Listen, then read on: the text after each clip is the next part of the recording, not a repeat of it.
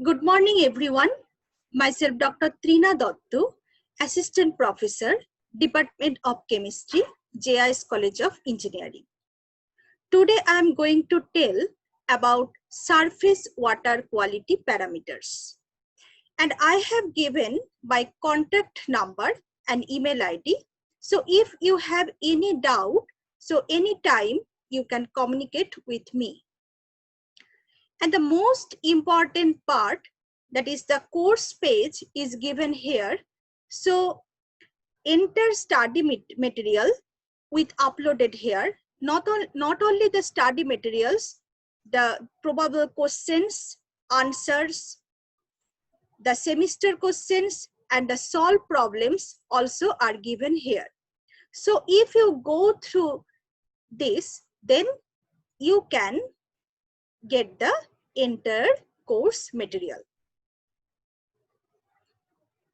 And so to do this, first of all, you have to join TES.com by lessons. Then you have to join with my code, and the code is given here.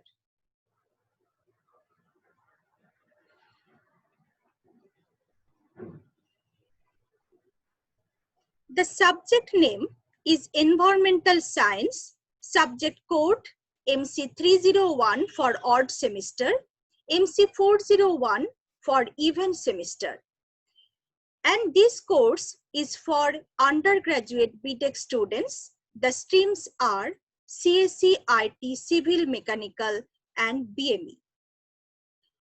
And by this course, the students will be able to understand the natural environment and its relationship with human activities.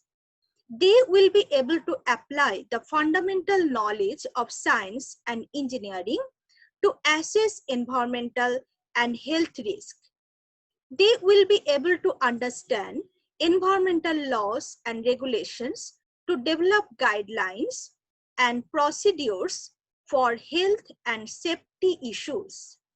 They will be able to solve scientific problem solving related to air, water, noise, and land pollution. So I can hope the students as a future citizen can take the responsibility to protect our Mother Earth. They will acquire the skill for scientific problem solving related to air, water, noise, and land pollution. So we can expect this outcome from our graduate students. So here the entire syllabus is given. First the general part, then air pollution and control, then water pollution. So today I will tell about surface water quality parameters. This one is surface water quality parameters. So there are different surface water quality parameters like pH, DO, BOD, COD. So I will discuss all about this.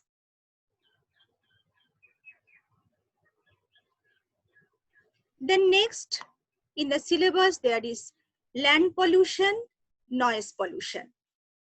And there are the reference books are given. You can avail from the library and you can go through this.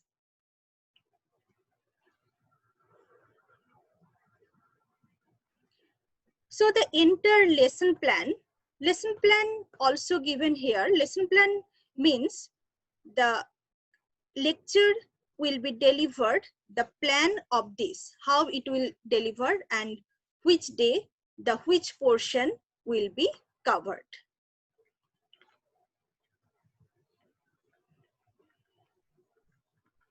So now, first I will tell about the water quality parameters. So water is the second most important need for life to exist after air. And as a result, water quality has been described extensively in the scientific literature. The most popular definition of water quality is, it is the physical, chemical, and biological characteristics of water. So water quality is very important. That means how we can understand that which category it is in. That means, is it suitable for drinking purpose, or it is suitable for bathing purpose or industrial use? So that we have to categorize by the water quality parameters. Say we are taking a sample of water which contain arsenic. If it is less than 10 ppb, then it is suitable for drinking purpose. But if it is more than the 10 ppb, then it is not suitable for drinking purpose. So there are the BIS standard by which we can come to know about the water quality parameter which should be. So first, these are the physical indicators. So physical indicators like water temperature, specific conductance or electrical conductance of the water, total suspended solid, total dissolved solids, and TDS value. You know that when the water purifier installer comes in our home, then they measure the TDS value. Transparency or turbidity, odor of water, color of water, taste of water. So these are that means the physical properties of the water. Like if the color is not transparent, so we can understand it is the stale water, not the good quality of water. So similarly, there are the chemical indicators like pH, biochemical oxygen demand, BOD, chemical oxygen demand, dissolved oxygen, total hardness, heavy metals, nitrate, orthophosphates, pesticides, surfactants, etc. And the biological indicators. Biological indicators are the presence of different microorganisms. So if they are pathogenic organisms, pathogens means which causes disease. So if these are pathogenic microorganisms, then it may be harmful for our health. So that is why it is very important to know that which microorganisms are present in our water. So there are different names like say mollusca, like say bacillus. So there are different microorganisms. Now I will tell that I will discuss about different physical parameters, different chemical parameters of water quality. So first is the turbidity. So turbidity is the cloudiness of water. It is the measure of ability of light to pass through water. It is caused by suspended materials such as clay, sleet, organic materials, plankton, and other particulate materials in water.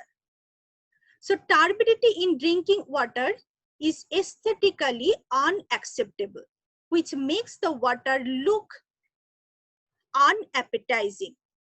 The impact of turbidity can be summarized in the following points. So few of them I will mention, like it can increase the cost of water treatment for various uses. So turbid, that means if water contains more amount of turbid, the small suspended materials like clay, slate, etc., then we require more cost for the water treatment.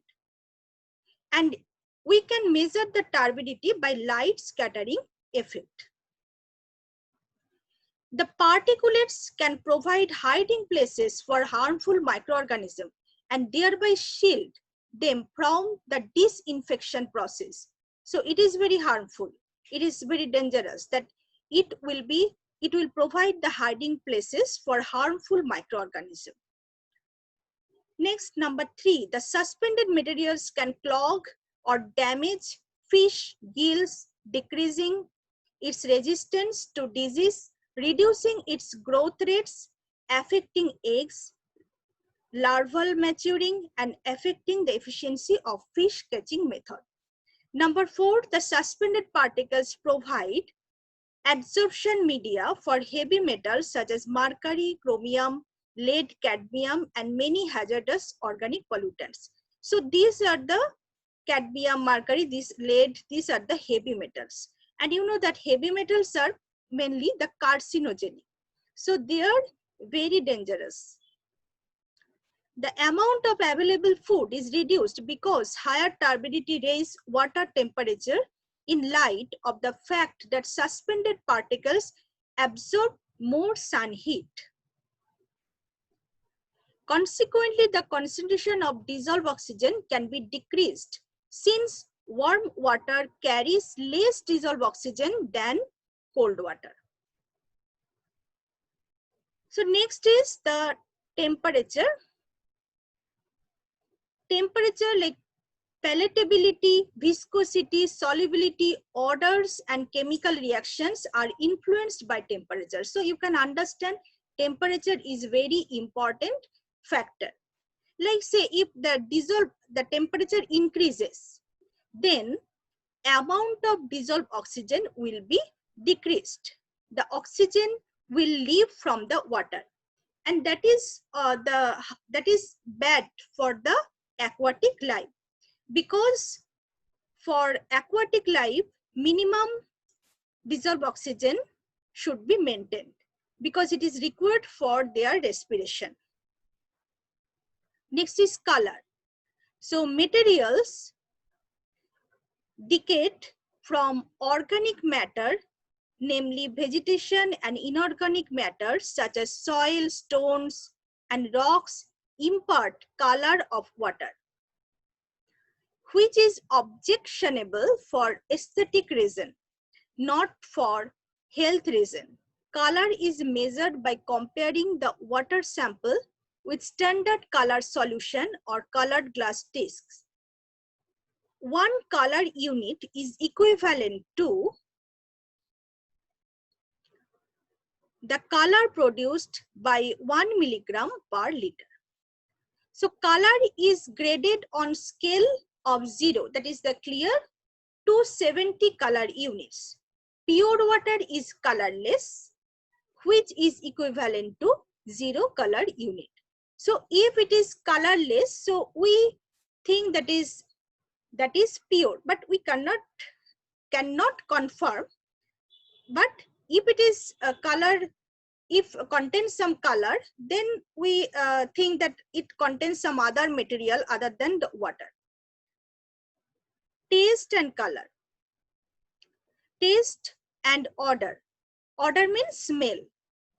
In water can be caused by foreign matter such as organic materials, inorganic compounds, or dissolved gases. These materials may come from natural, domestic, or agricultural sources. The numerical value of odor or taste is determined quantitatively by measuring a volume of sample A and diluting it with a volume of sample B of an odor-free distilled water so that the odor of the resulting mixture is just detectable at a total mixture volume of 200 ml. So TON or TTN. So where TON is threshold odor number and TTN is threshold taste number. So by this we can measure taste and odor. Next, the solids, the presence of solids. So it is the total dissolved solids, total suspended solid. The summation of total dissolved solid and total suspended solid. So solids occur in water either in solution or in suspension. These two types of solid can be identified by using a glass fiber filter that the water sample passes through. By definition, the suspended solids are retained on the top of the filter and the dissolved solids pass through the filter with the water. If the filtered portion of the water sample is placed in a small dish and then evaporated, the solids as a residue. This material is usually called total dissolved solids or TDS. So what you have understood that total solid TS, that is equal to total dissolved solids TDS and total suspended solids TSS. Like say sugar soluble in water. So it is the dissolved solids, we can say. So there are some solids which are dissolved in the water, but there are few solid material like dust particles, very small, that means which cannot be precipitated down. They remain suspended in the water bodies. So this is called total suspended solid. Now, water can be classified by the amount of TDS per liter as follows. Like fresh water, this is very important. You may get the MCQ questions. That means what is the value of TDS for fresh water?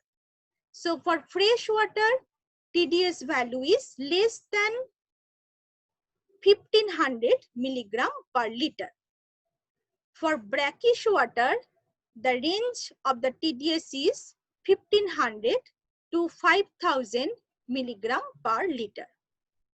For saline water basically it is the water of the ocean, sea. So saline water, the TDS value is 5000 milligram per liter.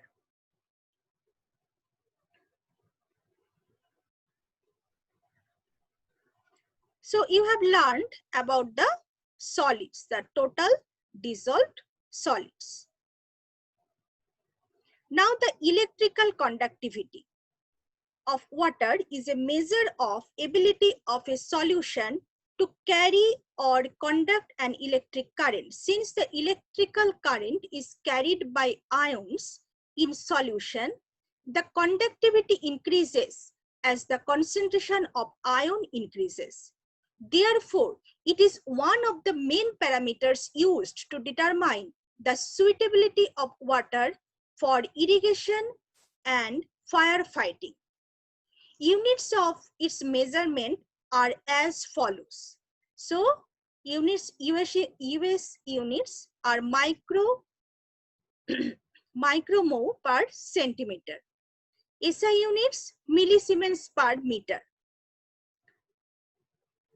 The electrical conductivity can be used to estimate the TDS value of the water as follows. Because if there is more amount of ions, then electrical conductivity will be higher.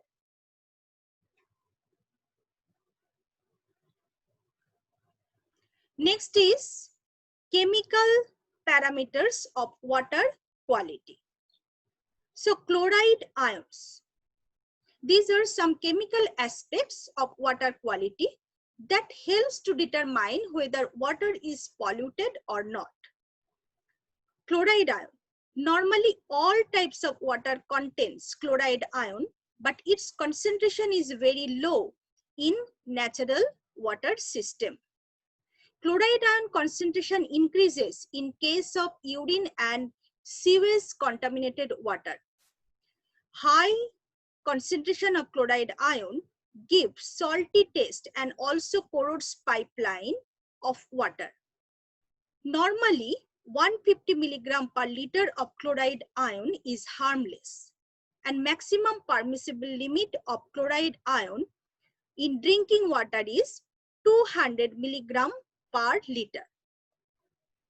Chloride ion corrode the pipelines because it produces the HCl, and HCl, you know that it is the acidic by nature and it corrode. And it is like salty taste because you know the NaCl, that is our common salt, that content, that is the from this we get the chloride ion. So mainly in the say sea water, it contains very high amount of sodium chloride. So the amount of chloride ion also will be very high.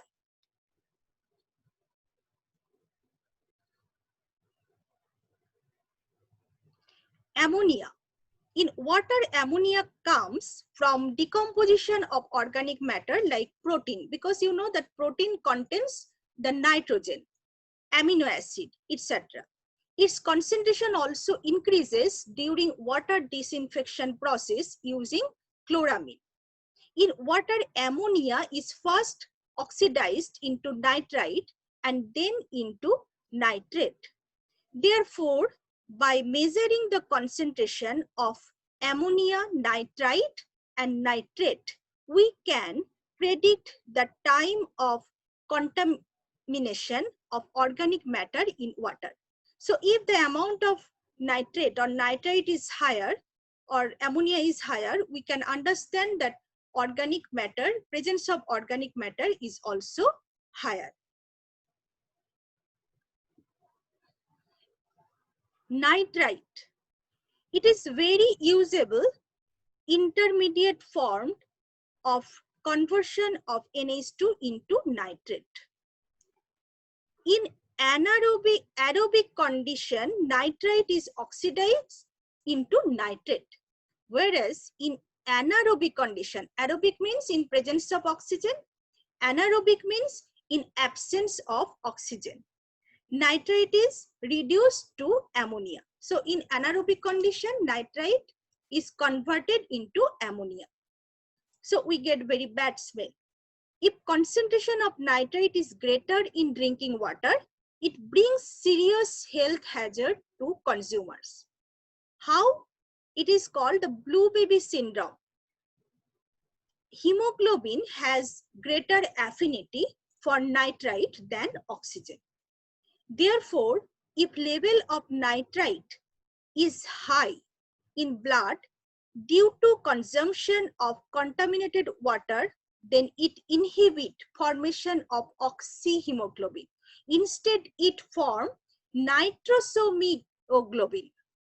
This prevents transport of oxygen to tissue, giving characteristic blue color. In infants, nitrite poisoning occurs even due to high concentration of nitrate in drinking water because stomach of infant is less acidic. So you can understand that it is so much, that nitrite is so much harmful. Nitrate. It is the most stable oxidized form of nitrogen. In water, nitrate comes from organic matter decomposition and from atmospheric nitrogen fixation. Like nitrate should not exceed 3 milligram per liter in drinking water. It is because nitrate can be reduced into nitrite in gut of infants and causes nitrite poisoning. Nitrate is very important in natural water system like lake and pond because high concentration of nitrate facilitates heavy growth of aquatic plant causing eutrophication. So eutrophication means that is the algal bloom.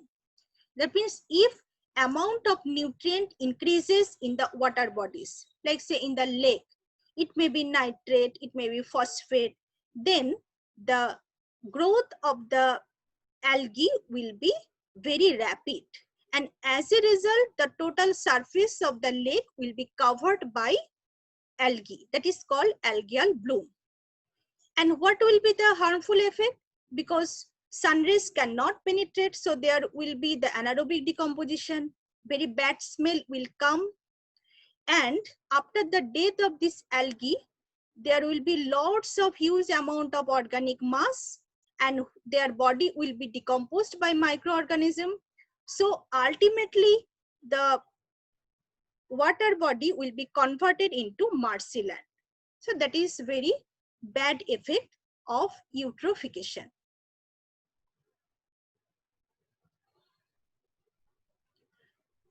Phosphate. In water, phosphate is present in the form of H2PO4, polyphosphate, and as organic phosphate.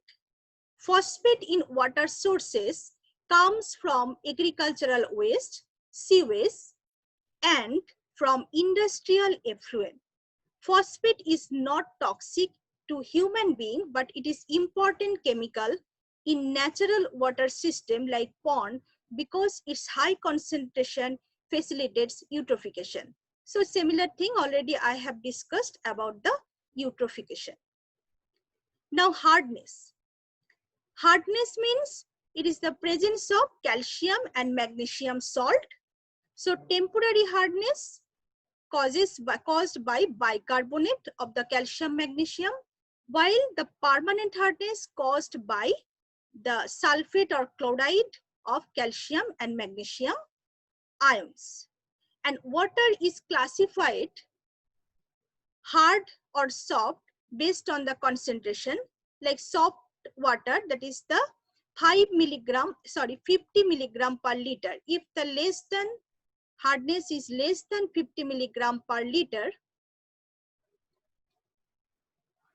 hardness is less than 50 milligram per liter, that is called soft water. Moderately hard water, that is the 50 to 150 milligram per liter. Hard water, that is 150 to 300 milligram per liter.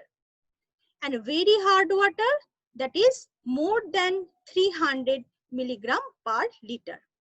So hardness is not suitable for industrial purpose, but hard water is usually beneficial for drinking purposes. However, hardness caused by magnesium sulfate gives some serious health effects. So concentration of magnesium should not exceeds 50 milligram per liter in drinking water. Hard water, what are the bad effects of hard water? It creates the sludge, it forms the scale formation, sludge formation, and basically we require more amount of soap because it does not form easily soap, leather. That is why we have to give more amount of soap for washing purpose. And in the boiler, we cannot use the hard water, and it ultimately the boiler may burst if we use hard water continuously. Next is biological oxygen demand, BOD. So biological oxygen demand, so it is the requirement of oxygen. Biological oxygen demand. Why the oxygen is required? Is it for respiration? No, it is for decomposition, not for the living, it is for the death. After death, the plants and animals, their body is decomposed by microorganism. So this time the oxygen is required. So this amount of oxygen is called BOD, biological oxygen demand. So if BOD is very high, then it is the indicator of water pollution. Organic matter, if BOD is very high, that means the organic matter content is very high. So complete loss of dissolved oxygen occurs. This creates anaerobic environment in water. In this case, anaerobic aquatic organism cannot survive. So you can understand that biological oxygen demand is a direct measurement of quality of oxygen needed for biodegradation of organic matter, an indirect measurement of quantity of biodegradable organic matter in water.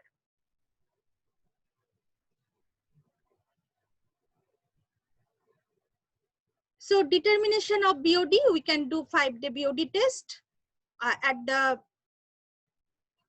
20 degrees centigrade temperature. We take the BOD bottle, we keep it for like 5 days. We measure initial dissolved oxygen and final dissolved oxygen. Then we can calculate BOD value.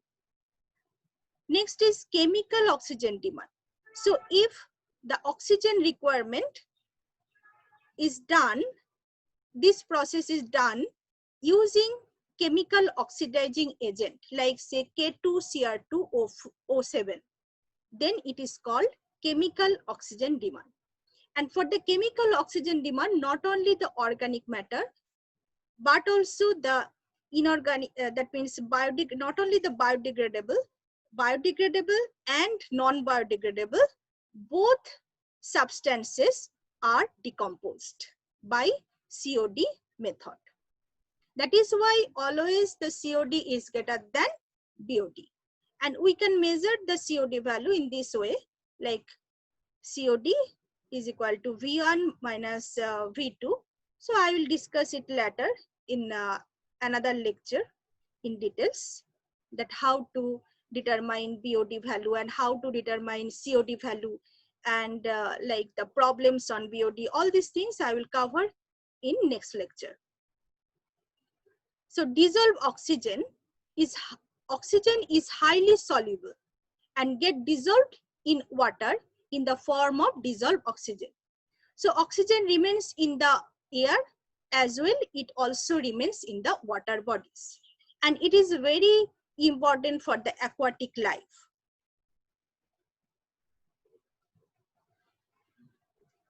So pH is another important parameter. You know the pH value that ranges from 0 to 14.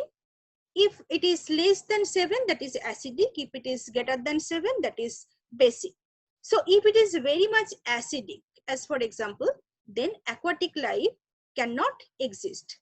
Like say I have told about the acid rain. Acid rain, what is the harm it does? It make the water acidic.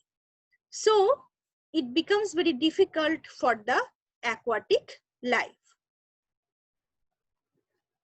So pH for drinking water should be around 6.5 to 8.5. Next is alkalinity. Alkalinity is the capacity of water to resist change in pH that would make the water more alkaline. That is basically, alkalinity means the buffering capacity of the water. We can say it is the buffering capacity of water. How it is the buffering capacity? Why I am telling the buffering capacity? Because in the atmosphere there is the CO2. So we get this type of reaction with the CO2. So CO2 plus H2O, the carbonic acid is formed. And this is the reversible reaction. Still the pH value of the water remain neutral. So that is the capacity of the water to resist the pH value. That means resist the change of this pH value. So alkalinity caused due to different ions like say hydroxyl ion, carbonate ion, bicarbonate ion. So we can measure the alkalinity. So we can measure alkalinity by titration with the H2SO4 acid. And you have learned many of the parameters, water quality parameters, and many of them you will do in the chemistry lab. Like you can measure the temperature of the solution. You can measure the pH value of the solution by pH meter. And you can measure the alkalinity. You can measure hardness. You can measure the dissolved oxygen. So many of the water quality parameter you can do in our chemistry lab. So with the theory, also you will learn the hands-on experiment in our chemistry lab. So now I will show you the recommended data. recommended value for water quality criteria. So here you can see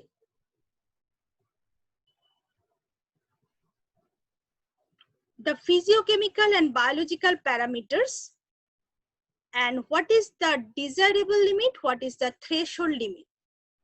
And these are given by different bodies like either World Health Organization or BIS. So these are the standard value. So first one is temperature. Temperature maximum 34 and desirable 30. EC electrical conductivity maximum 2250. And units also given mho per micromole per centimeter. pH the desirable 7 to 8.5 and threshold limit that is the 6.5 to 9.2. TDS value that is desirable 500 milligram per liter and threshold value that is 1500 milligram per liter. Dissolved oxygen more than 6 and the threshold limit is 3.6. So in this way, you can understand the threshold limit of the water quality parameters.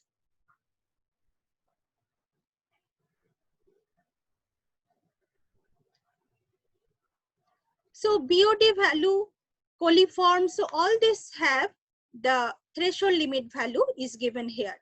And based on this, we can categorize if say water quality index is less than 50, then it is excellent quality. We can say it is the A category and can be used for drinking purpose. If in between 50 to 100, that is the B category, good quality of water can be used for outdoor bathing. And in between 100 to 200, C category, very poor quality. So it can be used after the conventional treatment and disinfection. In between 200 to 300, that is the D category, it can be used for propagation of wildlife and fisheries.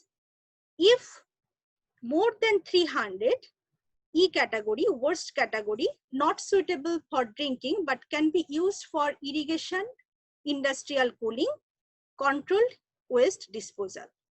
So thank you students. You have learned the lots of water quality parameters today, the chemical water quality parameter, physical water quality parameters. So for any sample given, so first of all, we have to test, we have to identify that what are the values of this water quality parameter. Then we can categorize that for which purpose it can be used, how much purity the water has. So thank you, and I am ending my session.